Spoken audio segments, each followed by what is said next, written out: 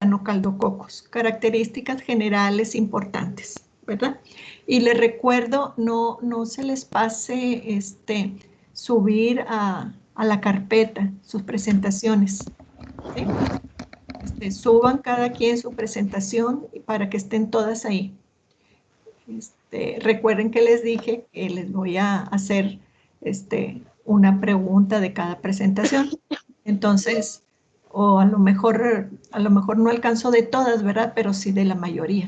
Entonces pónganlas ahí todas en la carpeta, que no se les pase a nadie.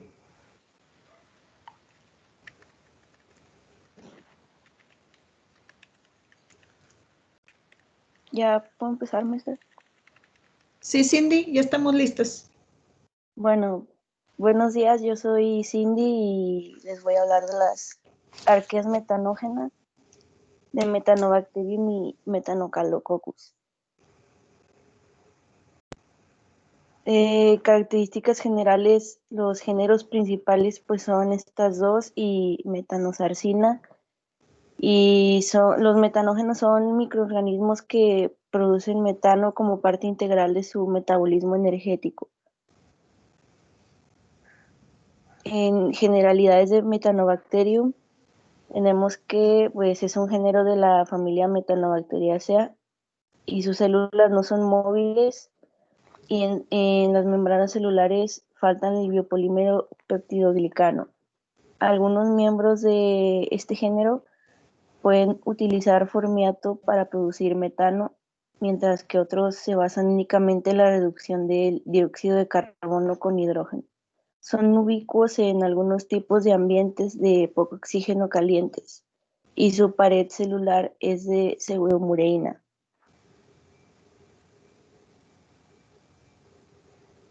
Y de Metanococcus es un género de microorganismos hipertermófilos y metanógenos del dominio Archaea. Son cocos gram positivos y tienen colonias puntiformes pequeñas de color amarillo pálido. Se les incluye dentro de los microorganismos termófilos, los cuales se encuentran en gran variedad de ambientes. Y su pared celular es de proteínas o de glicoproteínas. Bueno, ya mencioné de la morfología de Metanococcus, pero la de Metanobacterium suelen ser bacilos largos y en los sustratos de metanogénesis encontramos el hidrógeno más el dióxido de carbono, fórmico. Y de Metanococcus en sustratos son el hidrógeno y el dióxido de carbono. Aquí nomás puse como ejemplos fotos de otras especies de arcas metanógenas, nada más para que las pudieran ver que tienen variedad de morfologías. De aislamiento nada más, encontré así en general que los metanógenos son anaerobios estrictos y para cultivarlos se requiere utilizar técnicas anóxicas rigurosas. En su mayoría son mesófilos y no halófilos, con algunas excepciones a esto último. Varios sustratos pueden ser convertidos en metano por los metanógenos. Aquí puse una tablita con los sustratos que pueden ser convertidos a metano por estas diversas arqueas. Están los sustratos tipo dióxido de carbono, donde está el dióxido de carbono, el formiato y el óxido de carbono. Los sustratos metilados, que pueden ser metanol, metilamina, dimetilamina, entre otros, y sustratos acetótrofos, donde está el acetato y el piruvato.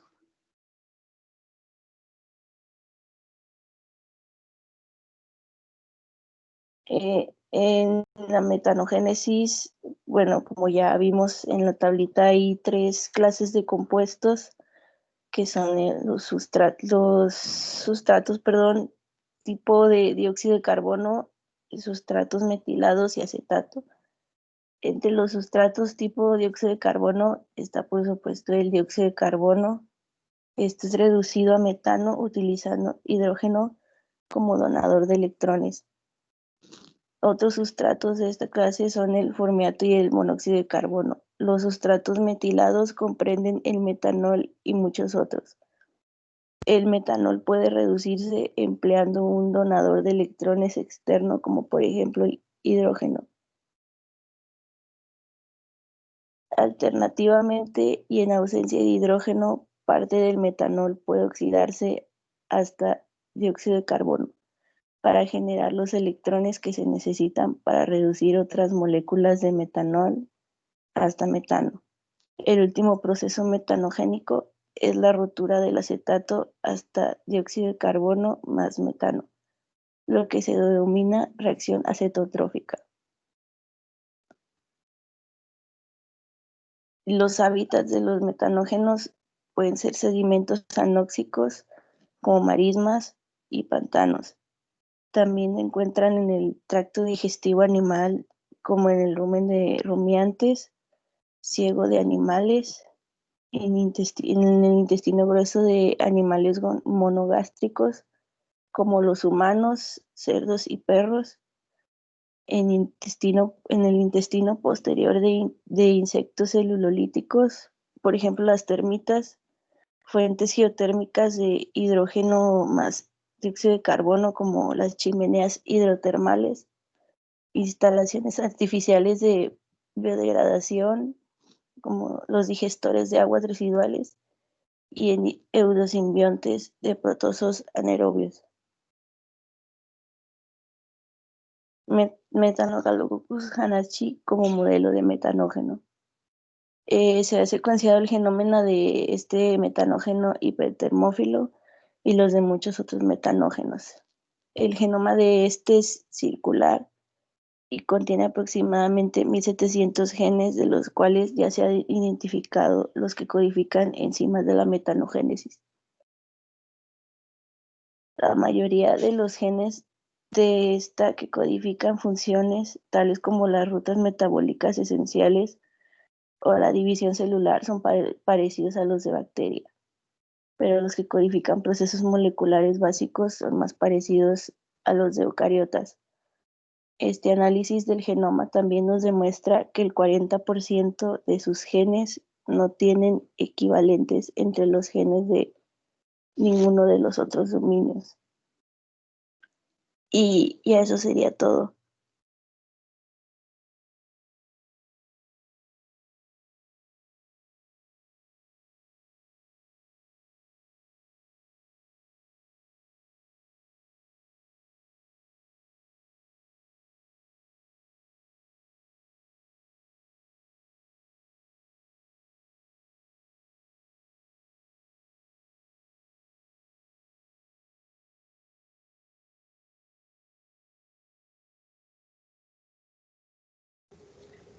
¿Tienen alguna pregunta, muchachos?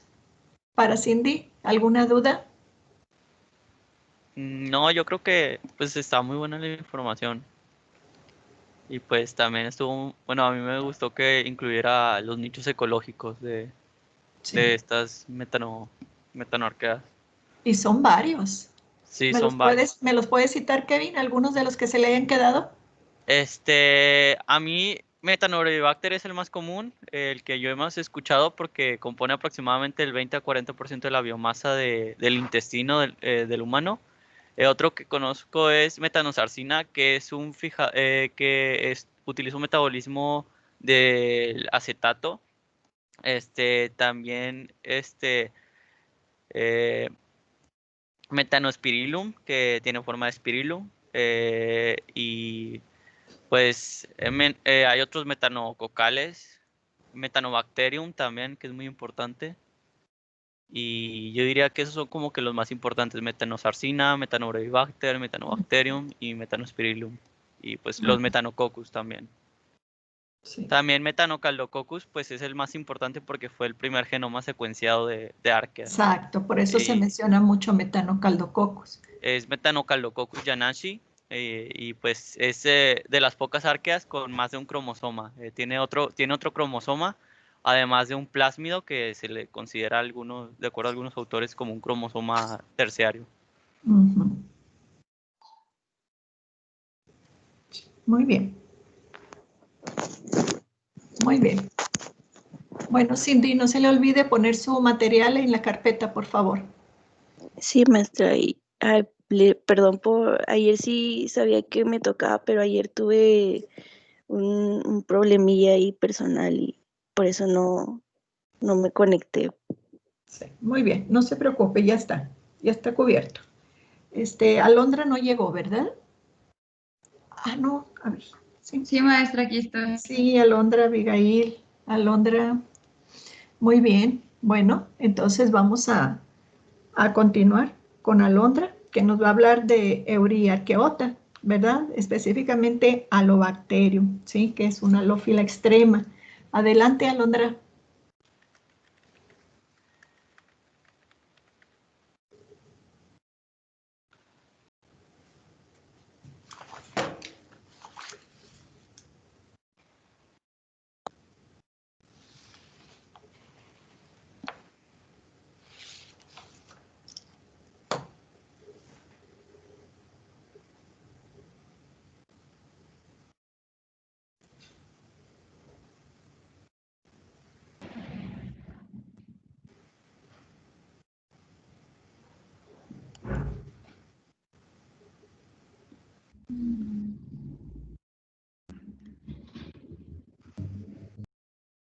Sí se escucha, ¿verdad? Sí, Sí, sí se escucha. Mm,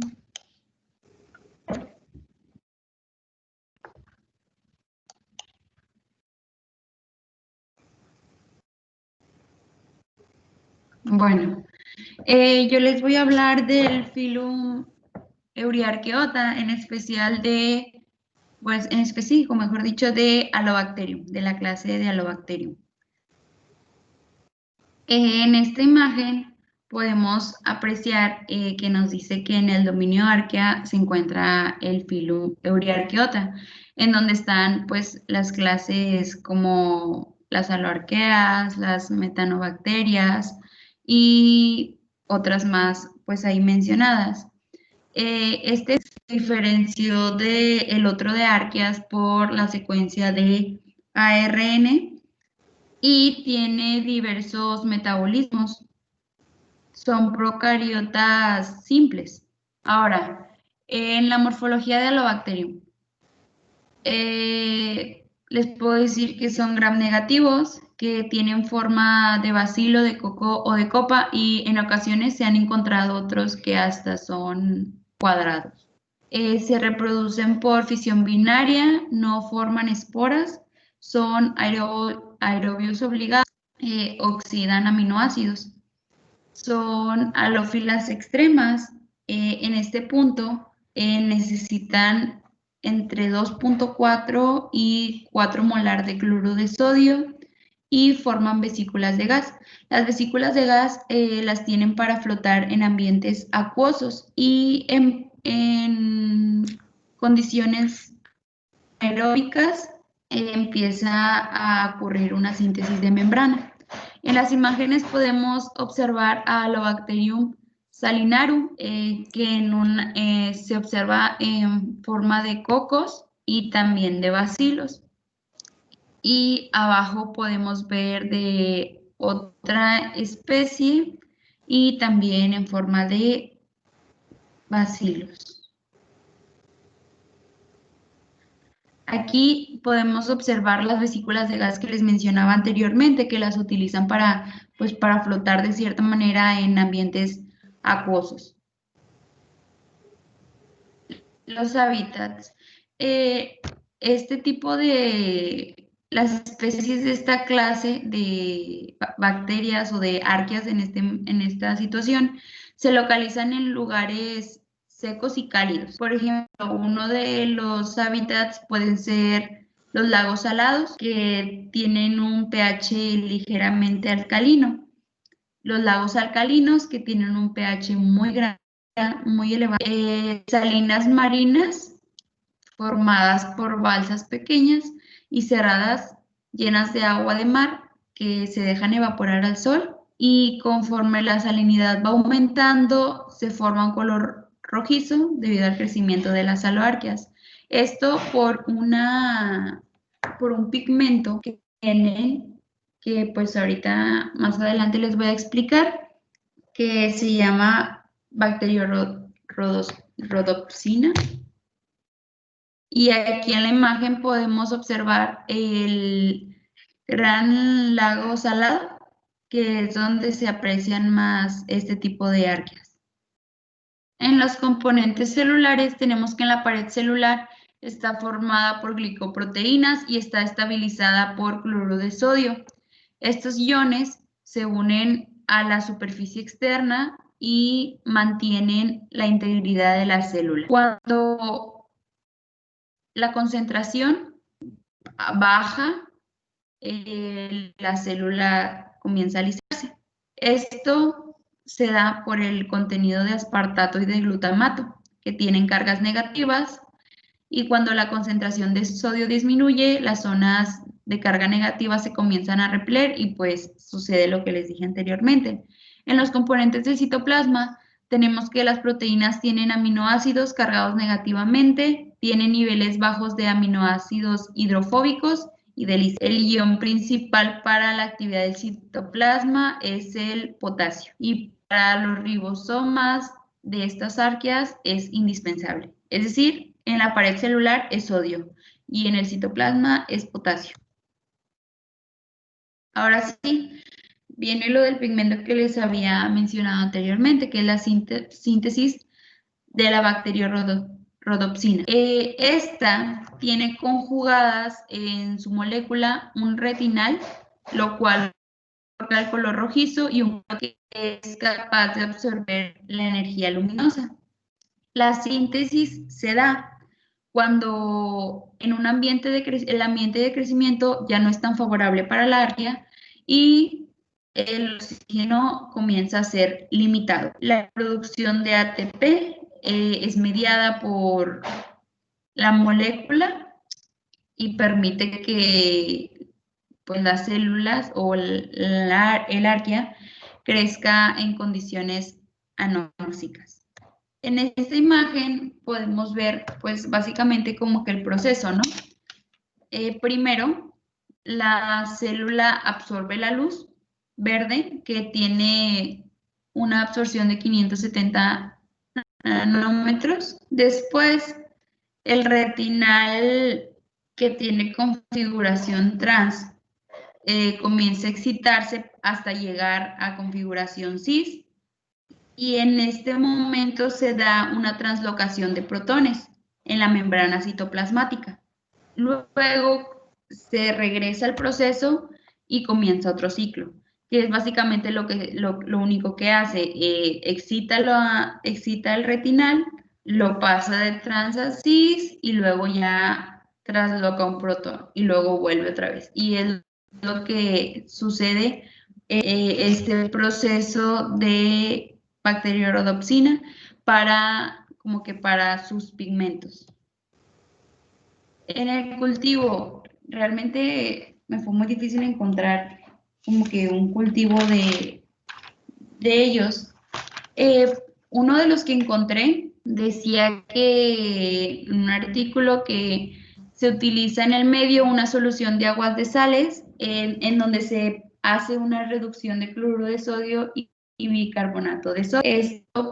Esta solución conserva todas las proporciones del agua de mar y se utiliza una concentración predeterminada, como se ve en el cuadro blanco, con todos esos ingredientes. Después se le agrega 0.5% de extracto de levadura, se ajusta el pH a 7.2 y a los medios que tienen que ser sólidos se les agrega 2% de agar-agar.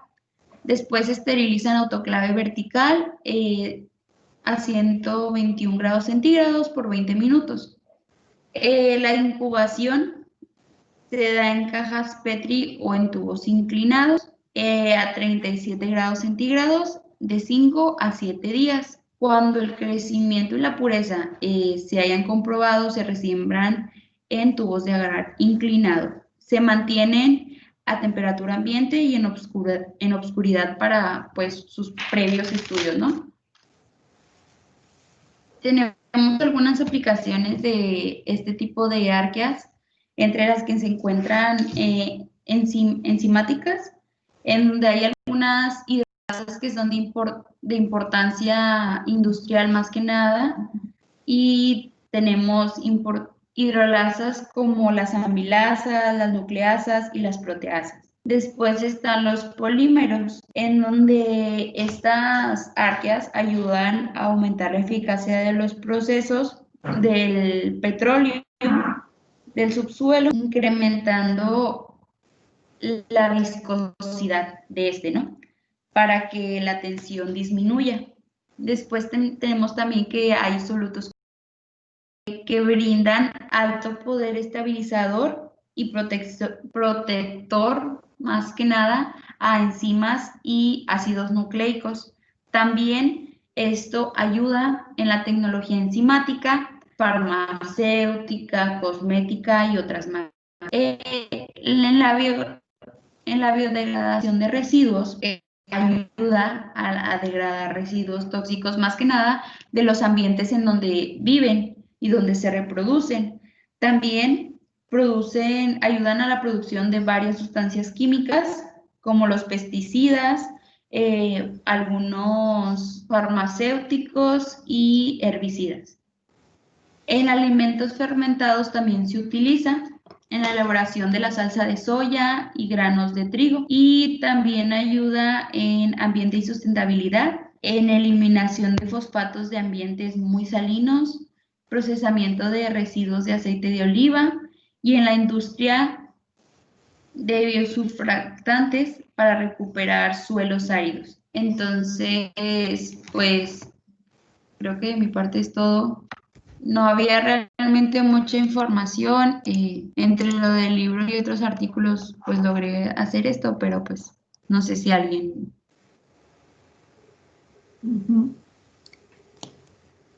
Muy padre tu exposición, Alondra. Yo nada más quería preguntarte, no sé si no alcanzo a escuchar bien, ¿qué beneficio le confiere la rodopsina a esta arquea? ¿Para qué y por qué? ¿O qué función funge el pigmento que produce? Y otra duda que tenía era en cuanto a la morfología. Estas vacuolas que utilizan, o estas bombas que utilizan para su motilidad, ¿también afectan en su forma, o su forma está simplemente dada por la genética? Pues es que las formas de último, anteriormente solo se habían conocido, o donde leí decía que solo se conocían como en cocos, y ahorita en la actualidad se ha encontrado hasta cuadradas, pero pues realmente no ha sido muy reportado pues toda esa parte. Y lo de el pigmento es más que nada la síntesis de proteínas en la membrana. No sé si Nicole, el expliqué pigmento es bien más, o no. sí, el pigmento es más que nada una fotosíntesis. Es como una fotosíntesis de esa arquea. De hecho, es análoga.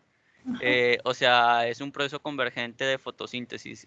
Lo que hace este retinal es capturar la fuente de luz. Con la fuente de luz cambia su conformación de trans a cis, y después le permite la entrada a la membrana, y con esto obtiene este protón. Y ese protón es el que le va a permitir utilizar la fuente protón motriz, que es la que ya hemos visto. Y lo de la forma, realmente no afecta. La forma está más que nada dada por el citoesqueleto y por la pared celular, en algunos casos como en la cuadrada, que es Alloquadratum balbi. En esa sí está, por así decirlo, acostumbrada a la pared celular, porque su pared celular sí es muy diferente. Y pues creo que eso es todo. No sé si respondió la duda o complementó también lo de Alondra. Sí, muchísimas gracias, Kevin. Me ayudaste mucho a entender mejor el tema. Y gracias, Alondra, por tu exposición. Estuvo muy padre todos. De hecho, sí, algo interesante del tema es que se pueden cultivar muy fácilmente estas alobacterias. O sea, yo he cultivado en mi casa Alobacterium, y es bastante sencillo porque son poco exigentes. De hecho, es tan fácil cultivarlas como cultivar E. coli. Entonces, probablemente Es una de los mejores modelos biológicos de arqueas porque presenta toda la maquinaria celular y presenta pues también todas las facilidades de cultivo. Es muy importante el sodio para ellas.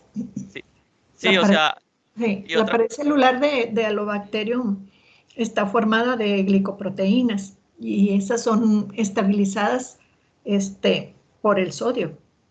Los iones de sodio se unen a la superficie externa de la pared, ¿sí? De Alobacterium y son absolutamente esenciales para mantener la integridad celular. Cuando hay, por ejemplo, para ellas, cuando no hay suficiente sodio, la pared luego se disgrega y se lisa, la célula se lisa. Entonces, para ellos es muy importante mantener siempre eso. Sin embargo, así como requieren, por ejemplo, los salobacterium o las salófilas necesitan para crecer tanto el sodio, pero igualmente necesitan el potasio, porque cada uno de ellos cumple una importante función en el mantenimiento del equilibrio osmótico. Entonces, sí tiene características muy importantes en su hábitat para poder desarrollarse, pero claro, no se batalla, son con las que más fácilmente podemos cultivarlas y poder trabajar con ellas en el laboratorio. sí, de hecho, además algo que facilita mucho el crecimiento casero, que pues fue en mi casa, es la cantidad de sal. Inhibe el crecimiento de cualquier otro organismo, porque pues generalmente no hay otros organismos que crezcan a estas concentraciones. Entonces, pues es una ventaja que técnicamente inhibes el crecimiento de bacterias y de algunas arqueas también. Entonces es muy fácil tanto su aislamiento como su crecimiento.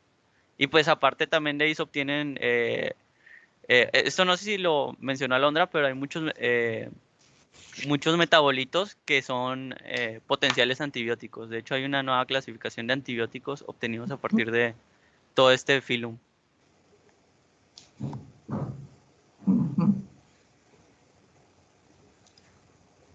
Muy bien, ¿algún comentario más?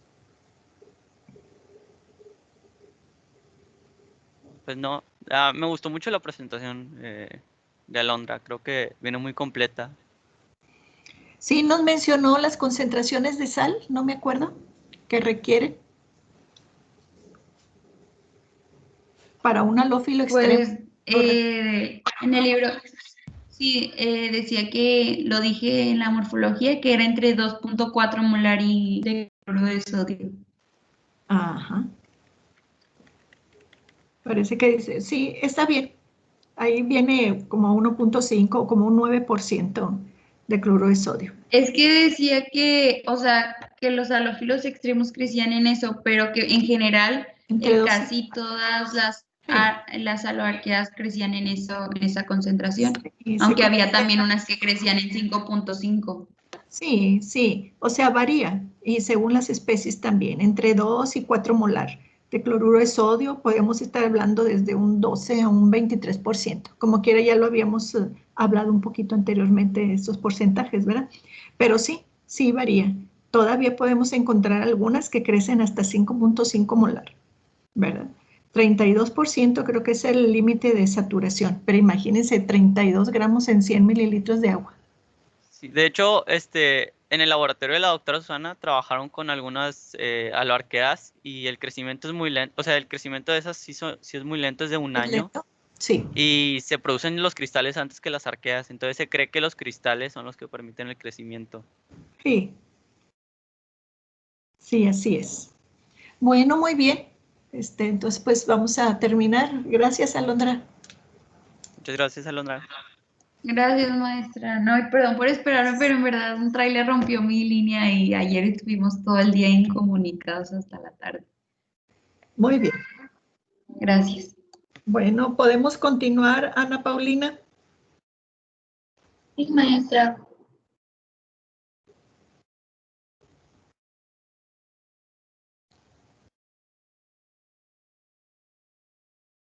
Me dicen si se ve. Sí, sí se ve. ¿Listo? Buenos días, compañeros y doctora. Yo voy a presentar a las arqueoglobales, pero son dos géneros principales, que es Archaeoglobus y Ferroglobus, pero específicamente vamos a hablar solo sobre Ferroglobus. Como taxonomía tenemos que de dominio pertenece pues a Archaea, de filo es el Euryarchaeota, con clase Archaeoglobi, que hace referencia a los hipertermófilos. El orden es Archaeoglobales, familia Archaeoglobaceae, género Ferroglobus, y de especie vamos a hablar sobre Ferroglobus placidus. Esta es la única especie de Ferroglobus que se conoce hasta el día de hoy.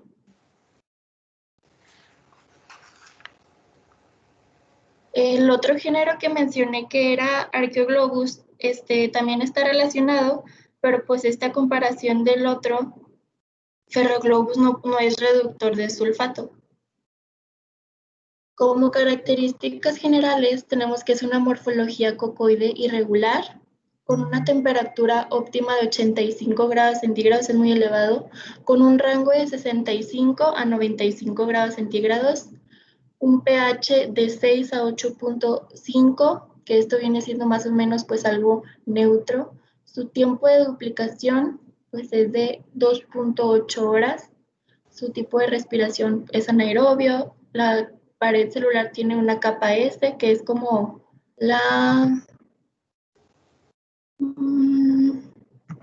es esto de aquí arriba, con la membrana citoplasmática, y tiene un diámetro de 0.8 micrómetros para el tamaño. Bueno, esta tiene pues características especiales, ya que pues vive a temperaturas muy altas, y una de las características puede ser plegamiento proteico y termoestabilidad. La termoestabilidad depende del plegamiento de las moléculas y muestran más proporción de aminoácidos. Estos aminoácidos favorecen la estructura secundaria de alfa hélice y presentan núcleos hidrofóbicos. Estos núcleos disminuyen la tendencia de una proteína a desplegarse en un ambiente con una alta concentración de iones, y también pues la ayuda a mantenerse intacta y a contrarrestar la tendencia al plegamiento. También tenemos chaperoninas, que estas actúan replegando las proteínas parcialmente desnaturalizadas, pues esto la verdad le ayuda bastante. La estabilidad también del DNA, tiene factores que viene siendo como aumentar las concentraciones de solutos de potasio, o sea, se ha encontrado que hay más potasio en estas. También una proteína DNA girasa inversa, que esta es exclusivamente de los hipertermófilos, y esta introduce un superenrollamiento positivo en el DNA, pues evitando la naturalización. También están los lípidos y estabilidad del RNA ribosómico. Estas pues sintetizan lípido tetraéter de dibifentanilo, que forma parte pues de la monocapa. Y también la composición de bases de los RNA ribosómicos son importantes para los ribosomas, ya que el 15% más de pares son de guanina-citosina en el rRNA, formando puentes de hidrógenos, que pues esto confiere una mayor termoestabilidad a los ribosomas, facilitando la síntesis de proteínas pues a altas temperaturas. Para el metabolismo tenemos que es un microorganismo quimiolitótrofo anaerobio oxidador de hierro. Por quimiolitótrofo se entiende pues que estos usan compuestos inorgánicos para obtener energía. Este oxida compuestos aromáticos como el benzoato y obtiene energía de la oxidación del hierro ferroso a hierro férrico. También puede usar el gas hidrógeno y el sulfuro de hidrógeno como donadores de electrones en su metabolismo energético, y utiliza el nitrato como receptor final de electrones, que es convertido a nitrito. Esta es la única arquea que se ha reportado que oxida hidrocarburos aromáticos de manera anaerobia. Y también tiene como donadores de electrón como al gas hidrógeno, al sulfuro de hidrógeno, aceptores de electrones, tiene al tiosulfato, al nitrato, y como producto pues tenemos al sulfuro de hidrógeno, al azufre elemental, nitrito y al óxido nítrico. Antes lo comentaba mi compañera Valeria, pero ni siquiera encontré como para hipertermófilos. Esto es más que nada para termófilos. El muestreo pues era unos recipientes que esterilizados que mantenían el líquido caliente.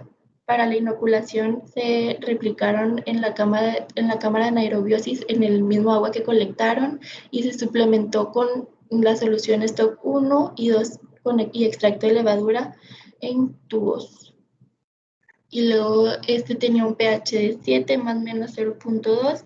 Se incuban en un horno de 60 grados, como les mencioné, esto es para termófilos, ya que si veíamos el rango era de 65 a 85, 95, y esto pues se tardaron 7 días para tener los resultados. Esta es la composición del medio de cultivo, que era medio básico, la solución stock 1, la stock 2 y el extracto de levadura. La solución stock 1 era una solución ácida, mientras que la 2 era una solución alcalina. Para el hábitat, tenemos que su primer aislamiento fue una fuente hidrotermal en sedimentos costeros en Italia. Esta habita en chimeneas hidrotermales en fondos marinos someros.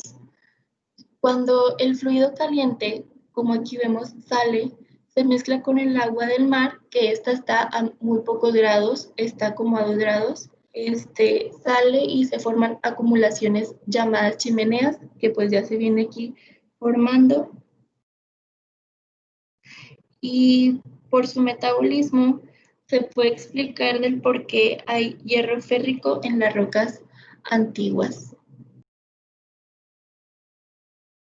Para su uso, puede oxidar compuestos monoaromáticos como el tolueno y el fenol, los cuales son cancerígenos a elevadas concentraciones, pero pues no encontré como que ya se estuviera aplicando en algo concreto.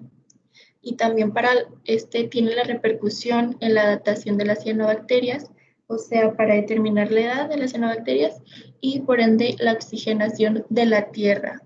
Pero pues esto también hay duda, ya que también existen bacterias que tienen esta capacidad. Entonces no es como que algo también que se sepa concreto, pero ya tenemos por último las referencias.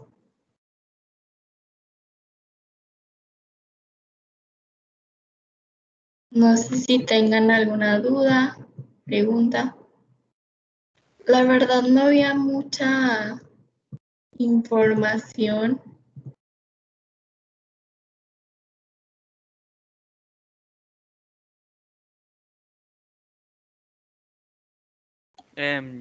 Bueno, yo nada más quería aclarar lo del tolueno. Igual y no hay usos porque realmente, pues, al ser una hipertermófila, pues no se puede cultivar en algún derrame de petróleo donde las temperaturas del mar, pues, no son muy calientes a comparación de en las fumarolas. Entonces, igual lo que se puede hacer es examinar el gen de la ruta de degradación del tolueno e introducirlo en algún otro organismo, porque realmente no podríamos utilizar esa arquea como tal en un ambiente tan frío como el mar. Sí, Pero pues igual y es útil el uso de esas enzimas.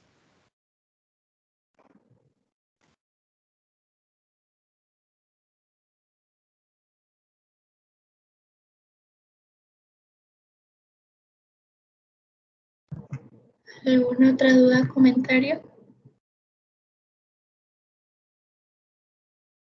No, Pau, muchas gracias por la clase. No, hombre, ustedes por escucharme. ¿Todos los demás no quieren participar, hacer alguna pregunta, alguna duda? No, maestra, todo quedó muy claro. Muy bonita tu clase, Pau. Gracias, Edwin.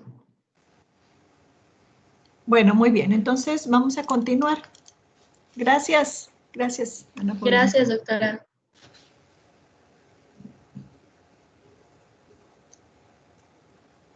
Muy bien, César Abraham.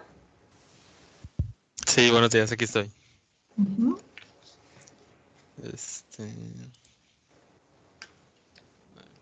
¿Me pueden decir si ya sé? Ya se visualiza, César, éxito. Gracias. Buenos días, compañeros, doctora. Yo les voy a hablar acerca de las taumarquiotas. Taumas, pues viene del griego, bueno, viene el griego taumas, que significa maravilla. Estas tienen un papel importante en el control de la concentración de amoníaco en los mares. Fue propuesta en el 2018 a partir de la secuenciación de los genes del rRNA16S. Este es un gen que codifica el ARN que constituye las proteínas de los ribosomas procariontes. Puse aquí una imagen donde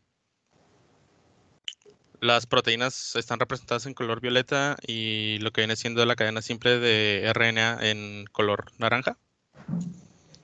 Bueno, características fisiológicas. Son organismos quimiolitotróficos.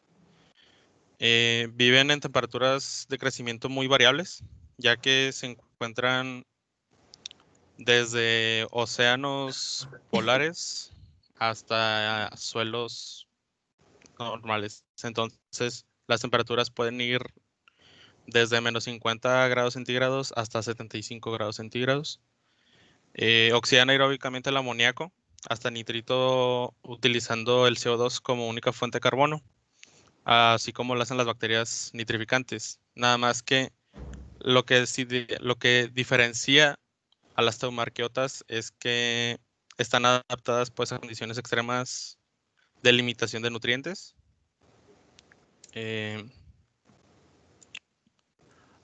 Una de los, ¿cómo decirlo? Como los representantes de taumarquiotas es la Nitrosophilus maritimus. Esta puede crecer en concentraciones de amoníaco menores, 100 veces menores a las bacterias nitrificantes. Lo malo es que cuando hay niveles óptimos para las bacterias nitrificantes, esta deja de, esta se inhibe, por así decirlo. Siguiendo con características fisiológicas, todas las taumarquiotas tienen un lípido muy particular que se llama crenarquiol. Esto, bueno, a lo que leí en artículos es que esta se podría decir que es exclusiva de taumarquiotas. Y otra diferencia de las bacterias nitrificantes es que las taumarquiotas se basan en el ciclo de 3-hidroxipropinato, 4-hidroxiburitato, mientras que las bacterias nitrificantes se basan en el ciclo de Kelvin para la autotrofia. Otro de los representantes es Nitrosósfera vienensis, que es un organismo muy común, nada más que este es muy común en el suelo.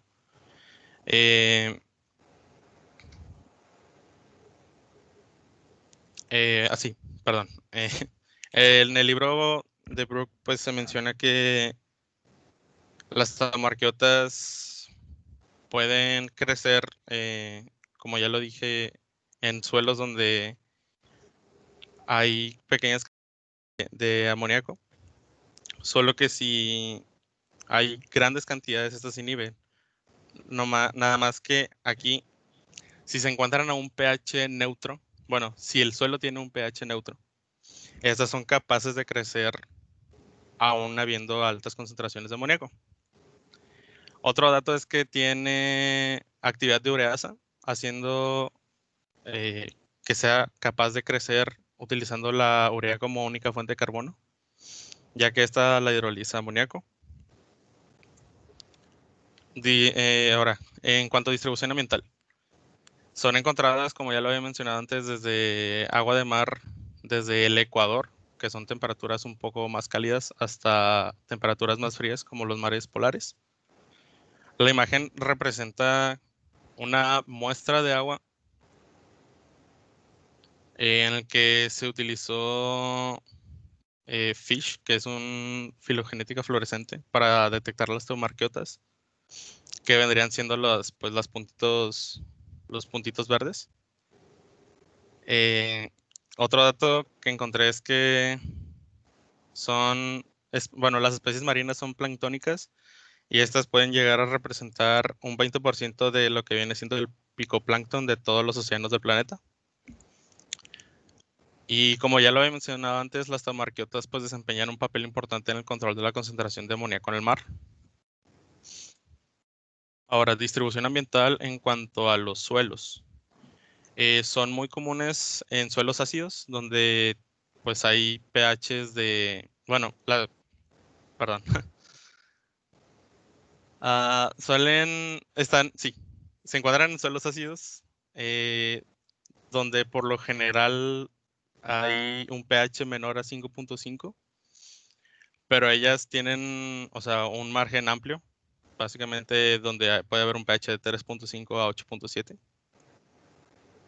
Y la representante así como que más importante en cuanto a suelos ácidos es la Nitrosolia de Banaterra, ya que esta pues se ha aislado en muchos suelos agrícolas ácidos, teniendo un crecimiento óptimo de pH entre 4 y 5. Eso sería todo. A mí me tocó hablar en cuanto pues características fisiológicas y pues la distribución ambiental. Sería todo de mi parte. No sé si tengan alguna duda. En verdad era muy poca información la que venía en el Brook, entonces por eso es demasiado poco. Sí, y nada más le tocó características fisiológicas y distribución ambiental. Así es. Sí. Pero sí, de las taumarqueotas sí hay algo de información, ¿verdad? Pero igual se desconocen algunas cosas. Pero sí, lo que sí me encontré cuando estaba investigando en artículos es que suelen confundirse mucho con las bacterias nitrificantes. Entonces, sí. por eso, bueno, el Brook lo que sí hace es que trata de remarcar mucho las diferencias que hay entre taumarquiotas y las nitrificantes. Así es. No sé si tengan alguna duda. Lo que sí me quedó duda a mí, no sé si me puede ayudar a responder, era lo del picoplancton. Eso no lo entendí muy bien. O sea, Plancton es el plancton que es de tamaños muy pequeños, de picómetros. A diferencia del zooplancton que está hecho de Sí. animales y el fitoplancton que es de plantas y sí, o sea, bacterias. busqué en sí picoplancton. Bueno, más bien el libro te lo indica como entre paréntesis que son procariontes muy pequeños. Ujú. Pero como que o sea, no. Sí, no lo entendí muy bien, vaya. Eso era la única duda como que me había quedado. Sí, a eso se refiere exactamente el picoplancton, eso es. De hecho, la mayoría del picoplancton, o bueno, la mayoría de vida en el mar es de taumarquiotas, pero pues no se han podido estudiar realmente por el hecho de que pues el mar, pues, por así decirlo, las distribuye de manera uniforme, entonces no se tienen concentraciones muy altas en un volumen pequeño. Ajá. De hecho, también se encuentran, he visto reportes que en el ser humano también, bueno, ese artículo de hecho se lo mandé a la doctora, que también se encargan de la fijación del nitrógeno, por ejemplo, en las encías y pueden causar daños. Se ha relacionado mucho con caries, que se cree que es la principal causa de que las caries no se puedan tratar realmente. Pues está interesante eso. Está interesante, sí, así es. Bueno, no sé si alguien más tenga alguna duda o si ya es todo por mi parte. Okay. Gracias. Sí, muy bien, César. Gracias, César. Muy bien, pues creo que tenemos el lugar para Kevin, ¿verdad, Kevin? Sí, ya tengo lista la presentación. Sí, La comparto.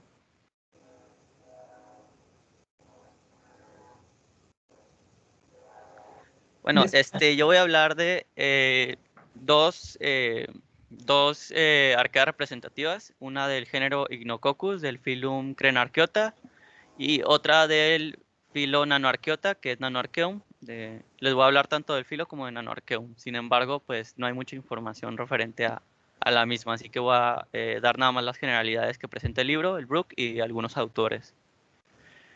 Para empezar, hablando de Ignococcus, es un género que contiene 3 especies: Ignococcus pacificus, Islandicus y Hospitalis, donde se describen en este mapa las localizaciones donde se aislaron, siendo Ignococcus hospitalis el representante del género Ignococcus, mientras que Ignococcus pacificus es una especie recientemente descubierta, que de hecho es una especie mexicana. Entonces pues los artículos que hablan de ella pues hablan en español, entonces por si alguno tiene interés en el género.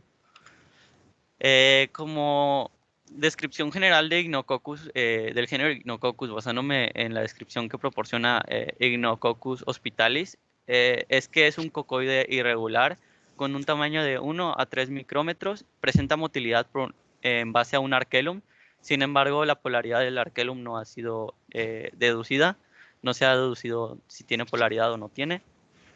Es un acidófilo e hipertermófilo no halófilo, por las curvas que se pueden observar aquí. En las curvas de crecimiento podemos observar que crece mejor en concentraciones de cloruro de sodio de 2 a 4 y a mayores a 4 deja de crecer. Esto nos quiere decir que es un halófilo, con el pH y temperatura igual.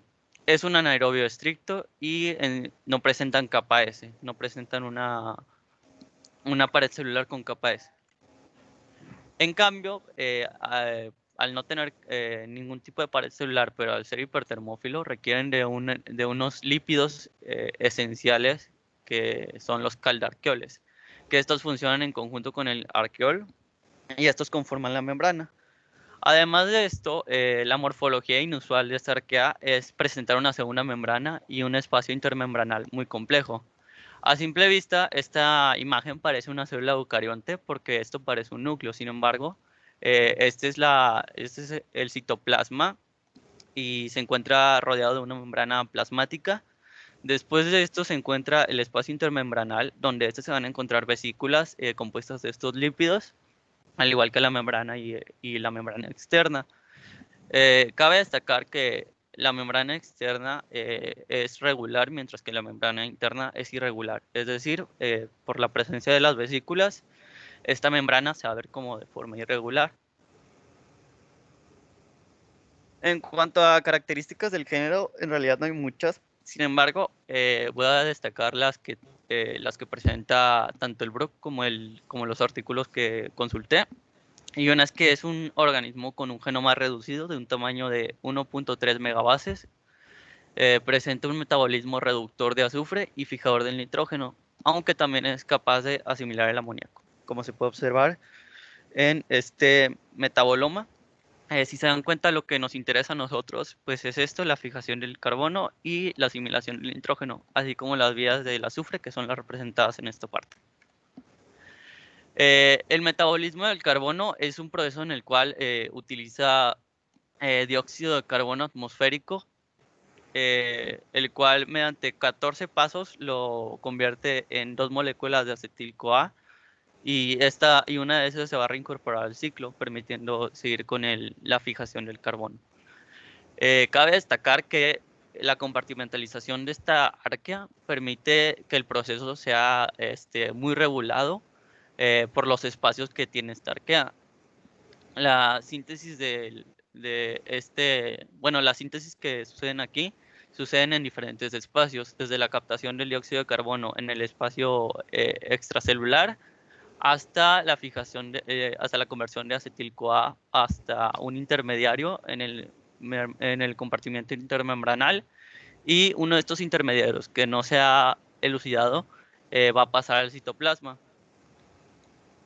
Como medio de cultivo, realmente si hay un medio específico para Ignococcus, que de hecho lo reportan la mayoría de los artículos, que es el SME, un medio de Ignococcus, que es básicamente un medio modificado. El medio original se le conoce como SME, y se le llama un medio porque literalmente es la mitad de la concentración de los componentes, y aparte se enriquece con ciertos componentes para que permita el crecimiento de Ignococcus.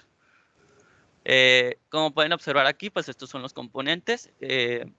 Cabe destacar que además de esto se le adiciona 20 mililitros de sulfuro de sodio a una concentración de 2.5% y se ajusta el pH a 5.5 con ácido sulfúrico, porque este lo puede metabolizar. Además de esto, cabe destacar que se cultiva a una atmósfera mixta de nitrógeno atmosférico y dióxido de carbono con una proporción de 80-20 para que permita tanto la fijación del carbono como la asimilación del nitrógeno. Y este es a una presión de 200 kilopascales, es decir, una presión un poco más fuerte por el hecho de que vive en ambientes submarinos. Y bueno, hablando del otro organismo que quería hablar, era el filo Nanoarqueota. El filo Nanoarqueota es un filo reciente, por así decirlo, realmente no tiene muchos años de haberse consolidado. Y este filo anteriormente se consideraba que solo había un candidato, sin embargo, después les voy a hablar de algunos otros candidatos de manera muy general. Lo compone de arqueas de tamaños pequeños sin llegar a micras, generalmente miden de 200 nanómetros a 800 nanómetros, no miden mucho. Todas son simbiontes, aquí hay una corrección, todas son simbiontes, hay unas que son endosimbiontes y hay otras que no se sabe si son endosimbiontes o si simplemente son simbiontes. Todos tienen genomas reducidos y son altamente coevolucionadas. Esto de que sean altamente coevolucionadas se refiere a que estas arqueas, cada especie, ha evolucionado en conjunto con alguna otra especie de arqueas de cualquier otro filum, por ejemplo, de las cranarqueotas, que es el que voy a hablar ahorita. Y bueno, de acuerdo a la NSBI, esta es la taxonomía de estas nanoarqueotas, quitando las de abajo que realmente no son de importancia porque no se han clasificado. Las de arriba son las más importantes. En especial Nanoarqueum, que es de la que voy a hablar. Sin embargo, hay otros candidatos como Nanopsidianos, Nanopusilos y Nanoclepta minutus. Nanopusilos generalmente se encuentra habitando en Acidilobus, mientras que Nanoclepta minutus se encuentra en Cetosfera tiquirensis. Y me faltó poner una imagen de Nanopsidianos porque no he encontrado. Pero Nanopsidianus se encuentra generalmente con las arqueas de Thermoplasma o Thermoplasmata. Y finalmente tenemos a Nanoarqueum equitans, que generalmente se encuentra en conjunto con Icnococcus hospitalis. Dentro de todas estas, la más estudiada y la única consolidada como una nanoarqueota es Nanoarqueum equitans. Sin embargo, probablemente en algunos años se puedan ver estas arqueas como parte de este filum. Como descripción general de Nanoarqueum equitans, que es el representativo de nanoarqueotas, tenemos que es una arquea simbionte obligada de Icnococcus sp del género Icnococcus, es decir, es hipertermófila al vivir en el mismo ambiente. Tiene un tamaño de 400 nanómetros con un genoma circular de un tamaño de casi 500.000 de pares de bases, con un contenido de guanina citosina de 31.6%, de los cuales el 95% del DNA es codificante. Esto es una característica muy interesante porque es un genoma muy denso. Se le llama un genoma denso porque casi todo el genoma es codificante. De este genoma se pueden encontrar 552 genes, aunque algunos autores reportan un gen extra. Estas arqueas se pueden encontrar de 1 a 12 células por célula de Icnococcus. Es decir, por cada célula de Icnococcus podemos encontrar 1, 2, 3, hasta 12 células de Nanoarqueum equitans. Esta imagen es un poco complicada, pero la voy a explicar. Básicamente, la función de Nanoarqueum se ha propuesto que Nanoarqueum no es un parásito como lo reportan en el libro, y esto es debido a que todo este mapa metabólico, que es el que vimos antes, se puede modificar bajo la presencia de Nanoarqueum. Nanoarqueum actúa como factor de transcripción, que es lo que hemos visto en otras clases. Actúa como factor de transcripción para ciertas vías metabólicas. Por ejemplo, en esta gráfica podemos observar cómo los genes asociados a ciertas características se ven influenciados por la presencia de Nanoarqueum equitans en la célula de Icnococcus hospitalis. Por ejemplo, todas las todo lo relacionado a la traducción, traslación y transcripción, así como recombinación genética y reparación del DNA, no se encuentran en Icnococcus hospitalis. Y curiosamente, estas son las únicas proteínas que sintetizan Nanoarchaeum equitans, porque Nanoarchaeum equitans no puede sintetizar ningún tipo de lípido, no sintetiza aminoácidos y tampoco sintetiza ácidos nucleicos. Y es algo muy interesante porque pues, nos preguntamos de dónde adquiere todo esto, que esto es algo muy básico para las arqueas, bueno, para cualquier ser vivo en general. Y pues la propuesta es esta, que las vesículas, que ya hablamos anteriormente de Icnococcus hospitalis, transfieren material a Nanoarchaeum equitans y Nanoarchaeum equitans transfiere material a Icnococcus hospitalis. El material que se propone que transfiere Nanoarchaeum equitans son las enzimas de reparación, de transcripción y de traducción. Debido a esto comparten ciertas similitudes en sus componentes, como por ejemplo son la membrana citoplasmática. La membrana citoplasmática de Nanoarchaeum equitans es la misma. Esta presenta una membrana compuesta de caldarqueol y arqueol, al igual que Icnococcus. Así como también, a diferencia de Icnococcus, presenta una capa S, es una de las diferencias entre Nanoarchaeum y Icnococcus. Y por razones como estas, es difícil aislarla de Icnococcus. Y bueno, básicamente esa es la importancia de por qué junto a dos arqueas que están muy lejanas filogenéticamente, porque pues realmente su relación simbiótica explica su metabolismo. Su metabolismo no se puede explicar de manera aislada. Y bueno, su aprovechamiento de estas arqueas realmente no hay reportados en la literatura. Sin embargo, los más fácilmente deducibles son las enzimas aprovechables en la industria como enzimas termoestables, al ser hipertermófilos. En uno de sus metabolomas observé que habían enzimas de exportación de antibióticos, no de antibióticos, sino de sustancias con potencial antibiótico. Entonces también podría usarse para producción de antibióticos. Y otra que se me ocurrió a mí era la producción industrial de isoprenoides obtenidos con ingeniería genética. Estas en especial con Icnococcus hospitalis. Como observamos con las arqueas, las arqueas presentan una membrana isoprenoide, es decir, presentan unidades de isopreno en vez de lípidos. Entonces, algo que a mí se me ocurrió es aprovechar este sistema de transportación de vesículas para transportar esos lípidos a un ambiente extracelular y que se puedan extraer más fácilmente, similar a como lo hacen algunas levaduras. Se podría extraer cualquier metabolito de la arquea. Y con ayuda de la ingeniería genética se podrían modificar esos isoprenoides, es decir, la ruta del mevallonato, que es la ruta que la mayoría de los seres vivos utilizan para isoprenoides y que también esta arquea utiliza para isoprenoides. Se podría modificar esta ruta para que en vez de producir, por ejemplo, caldarqueol, produzca, por ejemplo, limonelo o valenceno o vainilina, que son compuestos apreciados en la industria alimenticia por el aprovechamiento que estos se les dan como saborizantes artificiales, así como algún otro tipo de compuesto isoprenoide como medicamentos o algún tipo de fármaco. Y bueno, la literatura consultada para Icnococcus pues fue esta, y para Nanoarchaeum, para el filo Nanoarchaeota, fue esta. No sé si tengan alguna duda, igual me fui muy rápido, pero es porque tengo frío y pues trato de ir rápido.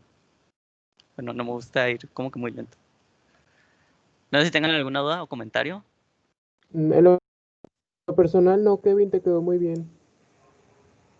Muy interesante la presentación, Kevin, y es lo que tú mencionas de como la aplicación de este tipo de alguea para la obtención de ciertos saborizantes o ciertos extractos está muy interesante, es algo que puedes llevar a la práctica. Sí, de hecho, pues esta fue de las primeras arqueas cuando estudié, arqueas, que era como en la secundaria, cuando comencé. Y realmente este sistema es bastante aprovechable porque requeriríamos para empezar el estudio de la primera arquea, que es Icnococcus, obviamente la transformación genética, pero también requerimos de nanoarqueum para conocer esos factores de transcripción que hacen posible que esta arquea produzca estas vesículas, porque estas vesículas se liberan al medio externo, o bueno, liberan al medio externo para que nanoarqueum pueda aprovecharlas. Entonces, realmente el estudiar ambas permite el aprovechamiento correcto de estas arqueas. No sé si tengan alguna otra duda o comentario. Muchas gracias. Todavía hay bastante por investigar, así que le queda mucho por investigar. Hay mucho, de hecho hay muchos artículos que son de hace unos pocos días, o sea, Sí, me estuve poniendo en contacto con una doctora que investiga justamente esto, entonces pues le Sí. pedí un poco de ayuda con eso. sí, está muy bien. Está muy interesante Sí, el tema. muy buena la información. Y pues si gustan, si tienen interés por esta arquea, por los usos, pues me pueden decir, es de las que más tengo información realmente, Ujú. bueno, de las que más me han interesado. De Entonces, nanoarqueum. sí, más que nada nanoarqueum y la relación simbiótica. Sí, ignicoccus. Sí, de hecho, por eso les mencioné que por lo del espacio intermembranal y el sistema de vesículas se me hacía muy interesante, porque pues es una arquea muy particular, o sea, no hay otra arquea que presente un sistema de vesículas como este.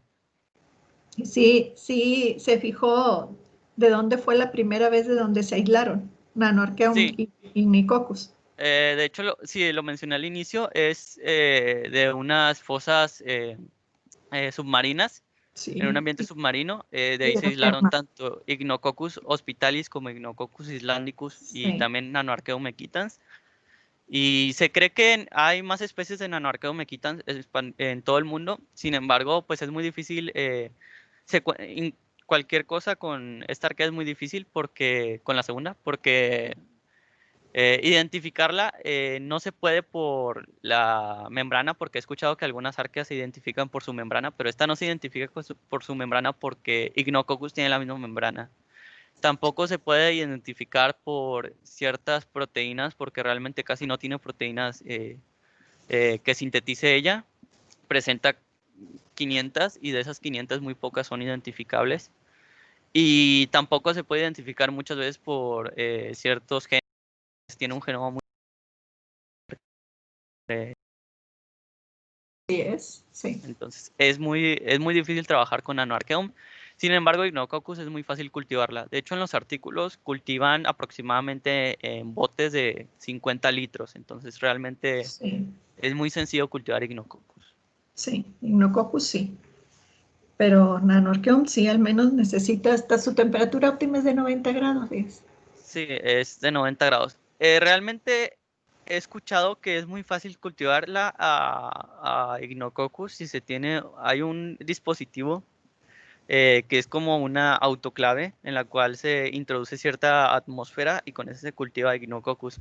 No me acuerdo muy bien el nombre, pero hace poco revisé un artículo que hablaba de eso. Entonces, el cultivo de Ignococcus tal vez es un poco más complicado que el de una bacteria, obviamente, pero pues Sí. es relativamente sencillo. Sí, muy bien. Bueno, no sé si tengan Muy alguna bien, duda. Kevin. Sí. Muy bien. Bueno, terminamos con la exposición de Kevin. Y bueno, tenemos la oportunidad para continuar con Jesús Vicente. Profe, yo ya me tengo que retirar por lo Sí. que le mencioné. Sí, sí. Ahorita... Sí, Kevin. De Yo todos no. modos, checo la grabación. Muchas gracias a todos por Muy su bien. tiempo. Hasta luego, Kevin. Jesús Vicente. Sí, sí, no sé si se está presentando. Arqueota, sí, muy bien. Encontré estos resultados. Ay, se abrió eso. Ok. Bueno, entonces yo voy a presentar lo que es la arquea de Iphilocolarqueota. Este también se descubrió por medio de técnicas de análisis de genes RNA16S. Los primeros genomas de RNA fueron sacados en Yellowstone en Estados Unidos, fue donde se tomaron las primeras muestras y de ahí es de donde comenzaron a hacer todas las investigaciones acerca de este microorganismo, ¿no? Con los genomas del RNA. Su principal género es el Corarcheum y este es considerado de los primeros microorganismos incluso dentro de las arqueas. Este filium nomás tiene una, por así decir, un microorganismo, que es el Corarcheum cryptophyllum. Entonces, pues básicamente todo va en base de ese microorganismo, o sea, todas las características van en base a él. Aquí. Entonces, el Corarcheum cryptophyllum, cryptophyllum viene de el griego, cripto de secreto, oculto, y phylum del filamento, que pues como se puede ver en la imagen es porque tiene una forma como de tiras, los filamentos, pues, básicamente. Y esta se ha estudiado básicamente nada más por análisis metagenómico. Esto quiere decir que, bueno, el análisis metagenómico es donde lo que ellos sacaron de RNA, toda su información genética, la ponen todo como en base de datos, o sea, ellos analizan completamente la cadena genética del microorganismo y en base a esa cadena es de donde van sacando todas las características que va a tener el organismo. Porque es muy difícil tener un cultivo de este microorganismo y lo vamos a ver por qué. Este es un quimiorganótrofo. Quimiorganótrofo quiere decir que su obtención de la energía es por medio de oxidación de compuestos orgánicos. Esos pueden ser ya sea de respiración aerobia, anaerobia o fermentación, pero en el caso de Corarcheum es por fermentación. Y este es un anaerobio estricto.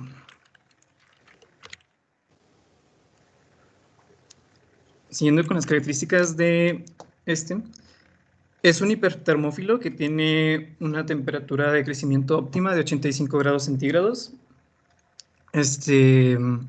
Como veíamos en la primera diapositiva, sus hábitats son geotermales, submarinos y terrestres.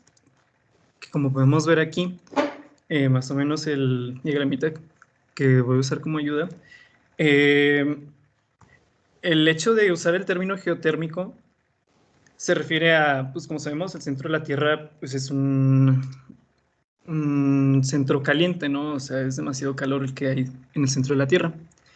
Y conforme las capas van pasando, pues esas tienen bastante calor, hasta la capa terrestre, que esa pues, ya no tiene el calor del centro de la Tierra, ¿no?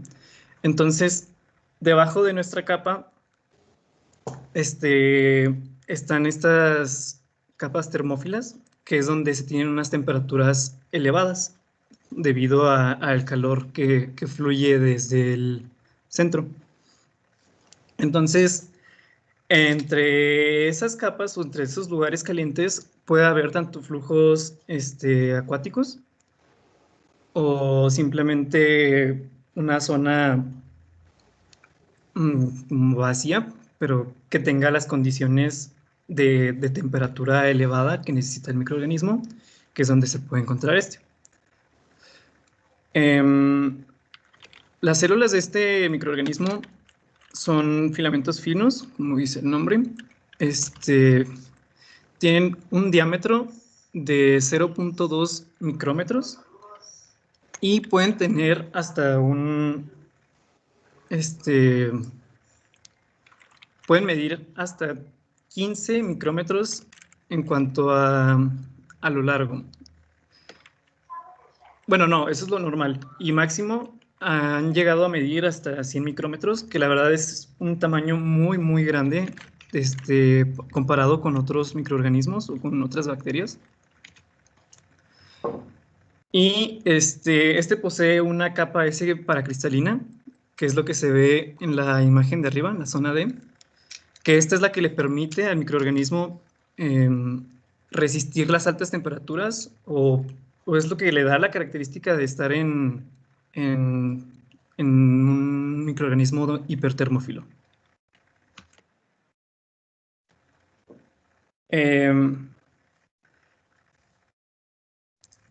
Este no puede tener una respiración anaerobia, ya habíamos dicho, es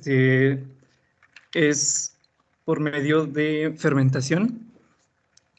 Fermenta péptidos o aminoácidos y algo muy interesante de este microorganismo es que no puede sintetizar coenzimas, purinas y otros cofactores que pues, normalmente todas las bacterias lo hacen, ¿no? Todos los microorganismos lo hacen. Entonces, pues uno dice, pues, ¿de dónde obtiene sus nutrientes o todo lo que necesita, ¿no? Básicamente esta arquea recibe todo de su ambiente. Todo lo que ella necesita para subsistir lo recibe de su ambiente. Pero, según lo que se había investigado, se decía que esta arquea antes no era así, o sea, antes sí tenía que sintetizar todo por sí misma y poseía todas esas características. Y es de ahí donde viene que el que ya no tenga esto, se debe a una hipótesis que le llaman la reina negra. Esto de la reina negra quiere decir que tiene una evolución reductiva de pérdida de genes. Es decir, como la arquea ya está recibiendo todo de su ambiente, pues ella no necesita estar produciendo, o sea, que en sus genes esté teniendo los organelos para poder sintetizar purinas, sintetizar cualquier otra cosa. Entonces, pues el mismo organismo dice, yo no ocupo estos genes, yo los desecho, ya no va a poder sintetizarlo, pero no lo necesito. Voy a ocupar ese espacio de genes para alguna otra cosa que me sirva. Entonces, por el paso del tiempo, como esto es muy antiguo, por eso ya está como que muy fija y ya no posee esto porque ya todo lo recibe. El hábitat, pues, más que nada, como veíamos las zonas geotermófilas, si vamos a zonas más cerca de la superficie, pues serían las regiones volcánicas, ¿no? Donde hay un poco de actividad volcánica, ya que es donde se concentra el calor o donde se concentran, por ejemplo, lo que son las aguas termales, que pues son los lugares donde puede vivir. Ya también puede ser algún manto subterráneo, pero que esté en contacto de este calor de energía volcánica, ¿no? Entonces, como por ejemplo fue donde se encontraron los primeros en Yellowstone, en Estados Unidos, o también se han encontrado muchos ejemplares en Kamchatka. Y pues básicamente esos son como los requisitos de vida, porque aparte pues es un anaerobio estricto, entonces pues sí tiene que... bueno, también la ventaja de ser aguas termales es que las aguas termales y las zonas volcánicas están llenas de muchos minerales, porque como vimos anteriormente, como no puede sintetizar todas las demás cosas, él necesita que el medio se lo esté dando. Por esto mismo, no encontré un medio, profesora, porque sí busqué a ver si había un medio en el que ya pudieran cultivar este microorganismo, pero como que decían que sí, que no, pero como que ninguno lo lograba, porque uno no crecía, podías poner el microorganismo y nunca se iba a desarrollar, o sea, como no, bueno, yo pienso que es como que no, como no puede producir todo lo que necesita, y es muy difícil darle todo lo que ocupa, entonces es muy difícil hacerle un medio. Solo vi uno que habían hecho con un medio nutritivo normal, creo, y tardó creo que como 4 años en desarrollar el microorganismo. Entonces, pues, no es mucho tiempo. La importancia de es básicamente que como es muy antiguo, investigarlo nada más nos puede ayudar a identificar las características de los microorganismos ancestros a nosotros, o sea, de los primeros microorganismos, conocer cómo era su vida, o sea, nos puede dar detalles de cómo era la vida en el planeta en ese tiempo, o qué características había en el planeta como para que hubiera de este tipo de microorganismos. Y eso es todo lo que encontré. Porque sí era muy difícil buscar la información. La verdad que muchas de las cosas venían como puede que o sí, o sea, era como muy posible, ya que como no se tienen los experimentos completamente hechos. Sí, así es, Jesús. Y bueno, eso es todo de mi parte. No sé si tengan dudas. A ver, algunos comentarios.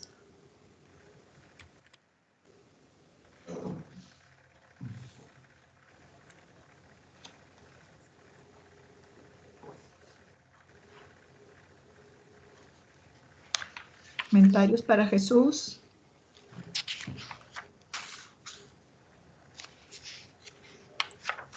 No hay preguntas.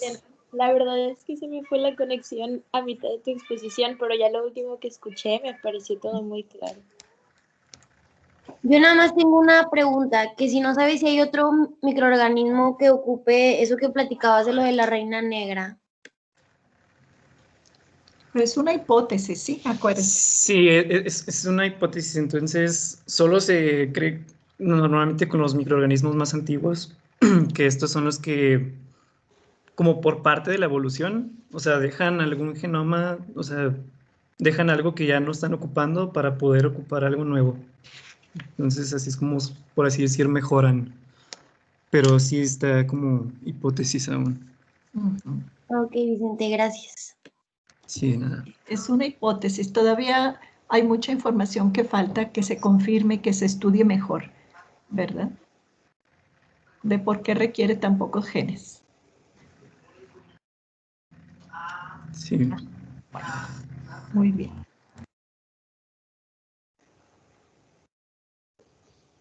Gracias, Jesús. No, gracias a ustedes.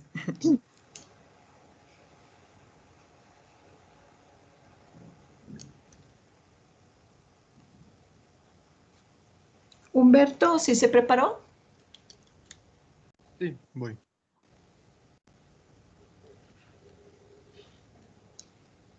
Humberto nos va a hablar de las crenarqueotas y nos va a hablar únicamente de hábitat y metabolismo, por lo pronto. Después ya empezamos a ver otras características.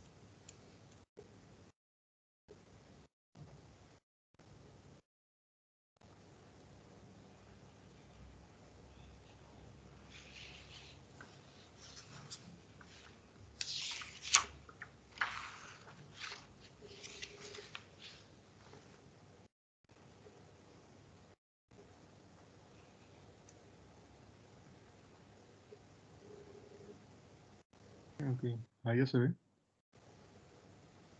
Sí. Sí, ya se visualiza.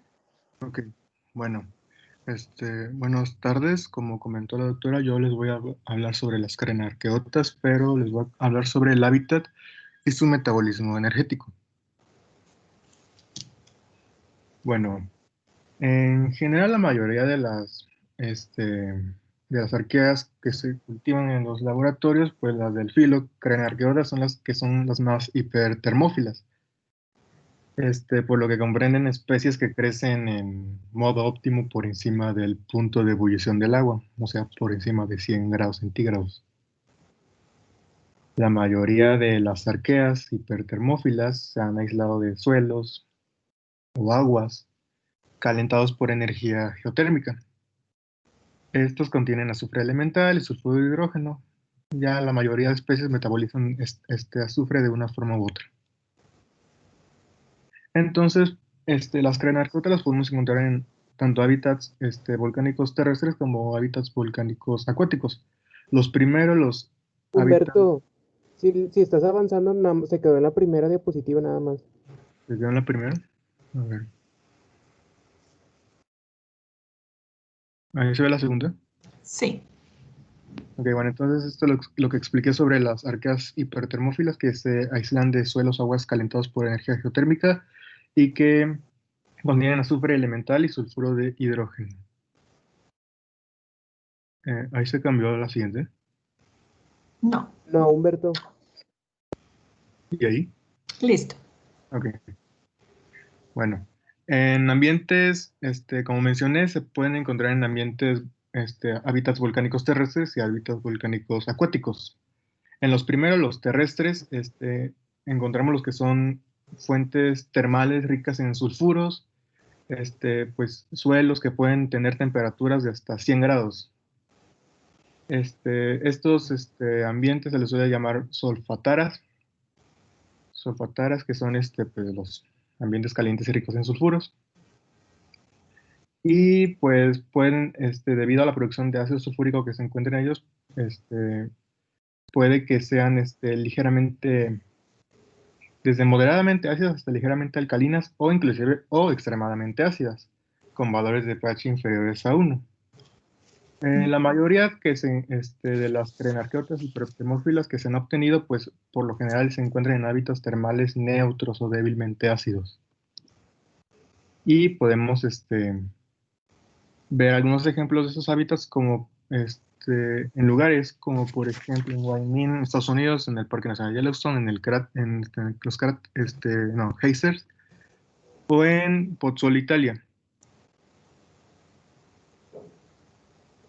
Las siguientes que tenemos son hábitats volcánicos acuáticos. Aquí las crenarqueotas hipertermófilas viven en fuentes termales submarinas que se les llama chimeneas hidrotermales. Ya más adelante se hablará sobre la biodiversidad de cada uno de esos hábitats. Bueno, aquí lo que es a destacar es que en el fondo, el agua del fondo del mar puede estar mucho más caliente que el agua de la superficie debido a una presión hidrostática. Aquí las temperaturas óptimas de crecimiento superan los 100 grados a comparación de los hábitats volcánicos terrestres que nada más suelen ser hasta los 100 grados las temperaturas óptimas. Y ya entre estos hábitats pues hay chimeneas de agua como de costas, igualmente en Italia, o de aguas más profundas oceánicas como en el Atlántico. Que de hecho las chimeneas hidrotermales del fondo oceánico son los ambientes más calientes conocidos que donde se han encontrado procariotas.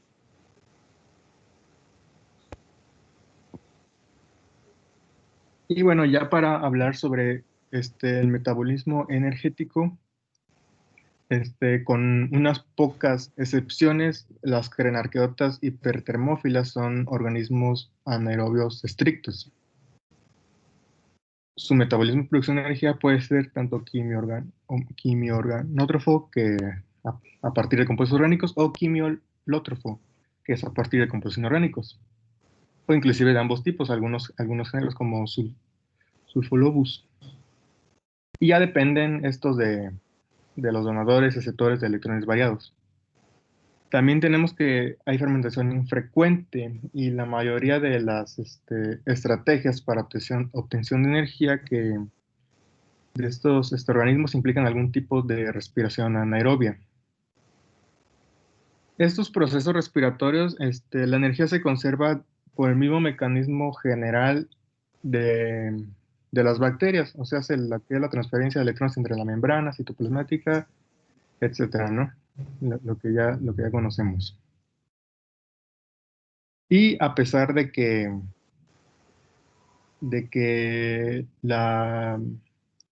los estilos de vida son estrictamente autótrofos, pues no hay fotosíntesis. Y aquí esta tabla es del libro, pero está muy bien, está muy clara porque podemos observar las reacciones energéticas de los quimiorganótrofos, pues podemos ver pues, compuestos orgánicos y las reacciones energéticas de los quimiolótrofos y podemos ver la diversidad de de donadores y aceptores de electrones variados. También aquí en esta tabla nos indica el tipo de respiración. ANR significa respiración anaerobia y AR significa respiración anaerobia. La F, que podemos ver, como dije, es infrecuente, pues nada más se encuentra en hipertermos. Cabe mencionar que estos ejemplos no todas son cranioarqueotas. La mayoría sí, pero no todos. Y podemos ver que hay reacciones de hidrógeno como donador de electrones y azufre y nitratos como aceptores de electrones. Podemos también notar respiración de hidrógenos con ion férrico como aceptor de electrones que se da en varias hipertermófilas. Oxidación de azufre y fierro aeróbicamente o ion fierro con nitrato como aceptor de electrones. Ya solamente se conoce un reactor de sulfato, que en realidad no es una crenarqueota, es un arqueoglobus, que es una Euryarchaea. Y bueno, pues como ya mencioné, la única opción de obtención energética que no parece posible es la fotosíntesis, ya que un medio de captación de energía que parece estar limitado a temperaturas por debajo de los 74 grados. Y pues hablamos de hipertermófilos que temperatura óptima de crecimiento de 100 grados en hábitats terrestres o más allá en hábitats acuáticos. Y eso sería todo. Muchas gracias. Muy bien, Humberto. Muy bien, es lo que corresponde primeramente a lo que es el hábitat y metabolismo, ¿verdad? Al menos iniciamos de las crenarqueotas, porque a continuación podemos ver de las crenarqueotas ya los hábitats volcánicos, terrestres, o sea, ver un poquito más. Yo creo que sí alcanzamos. Fernanda, ¿nos quiere hablar del hábitat volcánicos terrestres? Sí.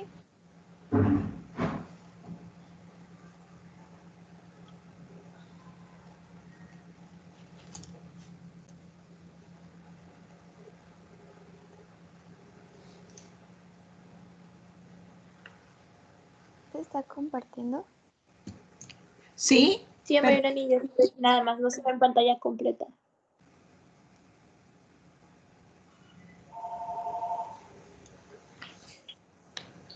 Listo, ya se visualiza perfectamente. Muy bien. Bueno, yo voy a hablar de las crenarqueotas de hábitat volcánicos terrestres, principalmente de Sulfolobus. Bueno, tenemos que, como ya mencionaron mi compañero anteriormente, las crenarqueotas son un filo de arqueas que son hipertermófilos. Y como ya sabemos, los hipertermófilos son organismos que crecen óptimamente a temperaturas superiores a 80 grados o superiores a 90 grados. Algunas características de estos crenarqueotas es que son hipertermófilos, son quimiorganótrofos y quimioritótrofo-autótrofos. Algunos de los géneros principales que tenemos aquí es Sulfolobus, del cual les voy a hablar más a detalle adelante, y tenemos al género Acidianus, que es más o menos esférico como Sulfolobus, pero lo que lo diferencia es que no está lobulado. Crece a temperaturas que varían desde 65 grados y tienen un máximo de 95 grados, y la temperatura óptima es de 90 grados. Tenemos a Thermoproteus, que son estos, que son bacilos rígidos que miden aproximadamente 0.5 micrómetros de diámetro y tienen una longitud muy variable, que pueden ir desde 1 a 2 micrómetros y son anaerobios estrictos. Tenemos también a Pyrobaculum, que es un bacilo hipertermófilo, pero es fisiológicamente distinto de otras termoproteales, puesto que algunas de estas especies pueden respirar aeróbicamente. La temperatura óptima de esta arquea es de 100 grados y algunas especies de este organismo se han aislado en fuentes hidrotermales terrestres. Bueno, tenemos a los sulfolobales, que es un género que lo comprende Sulfolobus y Acidianus, que son los principales. Hay más, pero como estoy hablando de este tipo de arqueas, elegí estos dos. Aquí se puede observar que está los sulfolobales. Esta es Acidianus y este es Sulfolobus. Bueno, aquí tenemos, les voy a hablar de Sulfolobus. Aquí tenemos aquí se puede observar que son de las crenarquiotas y aquí está. Tengo que algunas de las características generales es, bueno, primero que nada, este fue descubierto en 1972 y es uno de los géneros mejores descritos. Es un aerobio obligado, es quimiolitótrofo, quimiorganótrofo y, como mencioné, las células son esféricas y lo que les diferencia de Acidianus es que estos son lobulados. Tenemos que tienen un tamaño de 0.8 a 1 micrómetro y su crecimiento óptimo es a temperaturas elevadas, que son de 75 grados, la mínima es de 55 y la máxima es de 87. Tienen un pH bajo que va de 3 a 3.5 y tiene una pared celular proteica y las células están cubiertas por una capa de glicoproteínas. De esto les voy a hablar en la siguiente diapositiva. Aquí tenemos una imagen donde se puede observar la pared y la membrana. Encontré que la estructura de la membrana plasmática es que esta presenta ciertos componentes de membrana en los cuales predominan los lípidos, que pueden ser de tetraéter y diéter. Estos lípidos están dispuestos en una monocapa y como ya habíamos visto en las clases anteriores, esta monocapa es la que les da esa resistencia a las altas temperaturas. Tenemos, como puede observarse en la imagen, que presentan ciertos lípidos.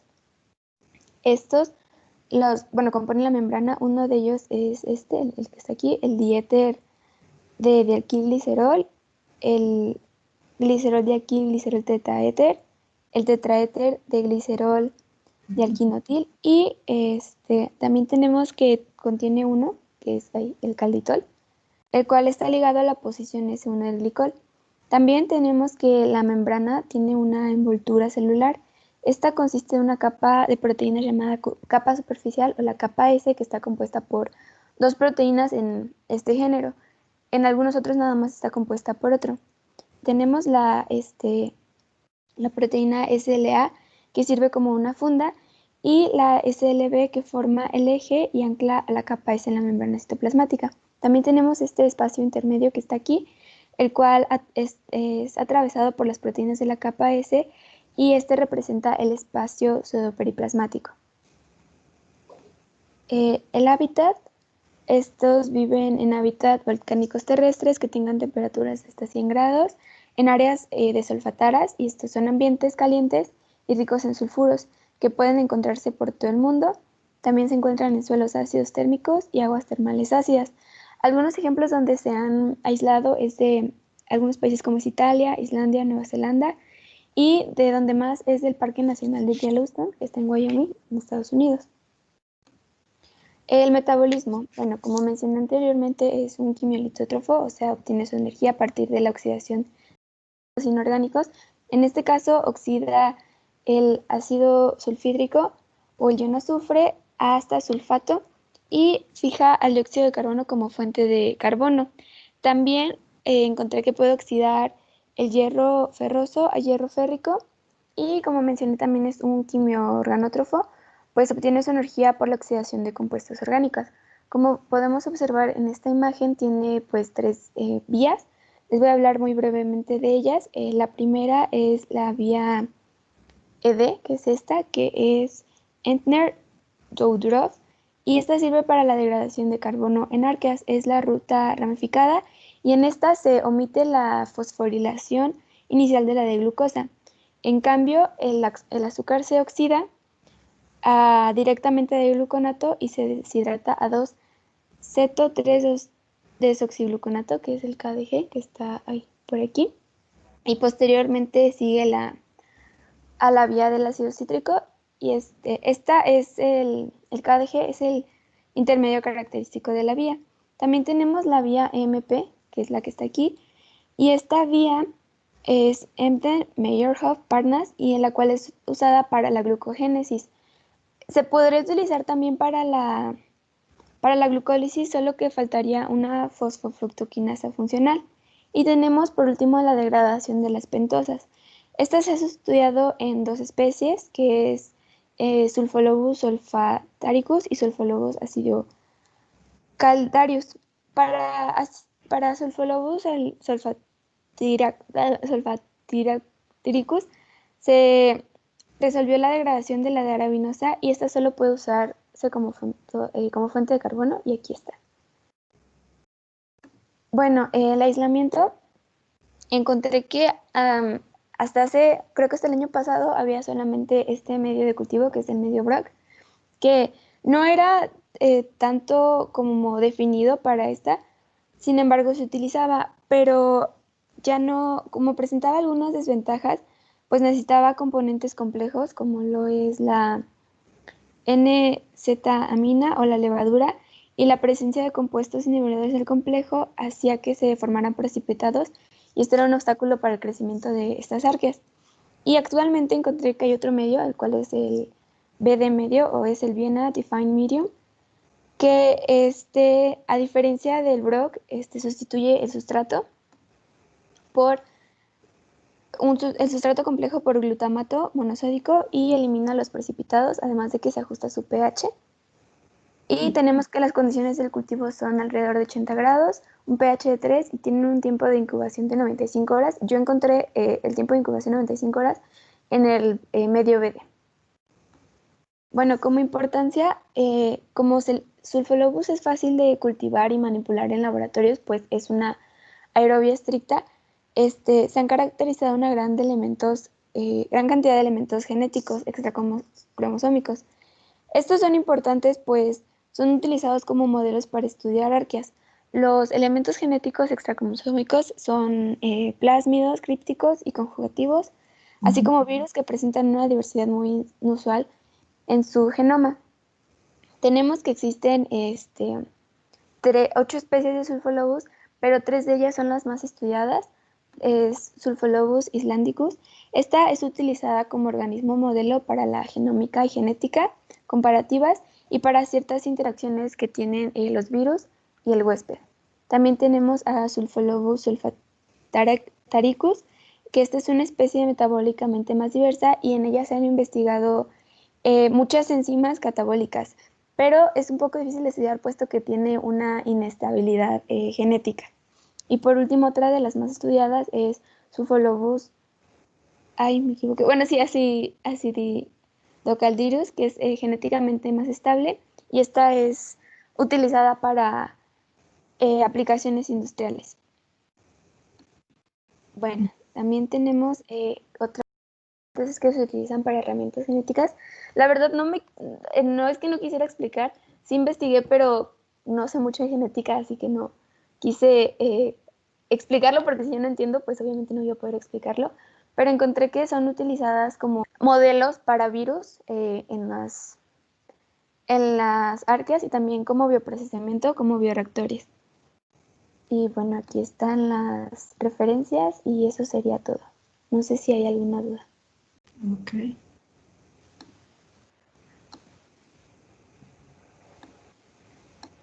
Sí, su exposición estuvo bien, Fernanda. Es buena información. Hay cosas que todavía no se conocen muy bien, o también ya cosas más profundas que se han investigado, ¿verdad? Y como dice usted, de aspectos genéticos, pues que ya sería introducirnos un poco más a la genética para poder entenderlos. Y eso se puede quedar para más adelante. Ahorita estamos viendo generalidades, no se preocupe. La membrana la encontré hace muy reciente, que fue de mayo. Sí. Sí, muy bien. Muy bien. ¿Algún comentario, muchachos? ¿Alguna duda? No, pues que estuvo muy bien la presentación. Lo del virus nada más se utiliza como modelo para los virus de arqueas, porque las arqueas tienen virus muy curiosos. De hecho, en una de las imágenes que presentaste había un virus con forma de rombo, y pues los virus de arqueas pues se estudian porque presentan mecanismos anti-CRISPR, que son unos, no sé si hayan escuchado de CRISPR-Cas9. Bueno, la mayoría de virus de arqueas presentan un mecanismo para contrarrestar ese mecanismo que los contrarresta. Entonces, como una defensa de la defensa. Sí, es otra cosa. Pero pues sí, es algo un poco más complejo, entonces pues sería de estudiarlo ya después. Muy bien. ¿Alcanzó a regresar, Kevin? Sí, tomaron un descanso de la tesis. Entonces, Ok. como que se fue el doctor. No sé. ¿Se puede hacer eso? Es que se supone que se fue el doctor un momento porque tuvo una emergencia, una situación. Entonces, me regresé. Ok, muy bien. Bueno, pues yo creo, muchachos, que nada más hasta aquí vamos a avanzar el día de hoy. ¿Sí?